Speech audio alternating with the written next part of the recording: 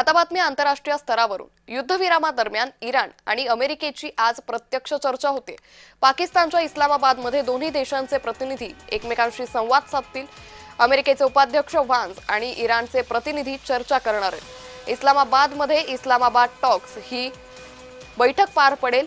JD व्हान्सही माध्यमांशी संवाद साधण्याची शक्यता आहे। 2 टप्प्यांमध्ये इस्लामाबाद टॉक्स पार पडणार अशी माहिती सध्या समोर येते। तर चर्चा यशस्वी झाली तर नेमकं काय होईल? युद्धविराम कायम राहील, शांतता प्रस्थापित होण्याची आशा आहे। पश्चिम आशियात तणावपूर्ण शांतता राहील, संशयाचं वातावरण मात्र कायम राहील। तेलाच्या किमती स्थिर राहतील। पाकिस्तानचा आंतरराष्ट्रीय राजकारणातला भाव काहीसा वधारेल। तर चर्चा अयशस्वी झाली तर काय परिणाम होतील? पुन्हा युद्धाला तोंड फुटेल, युद्धाचा आवाका वाढण्याची भीती आहे।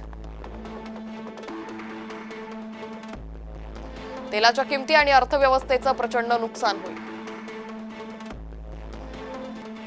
पाकिस्तानची कमालीची फजिती होईल।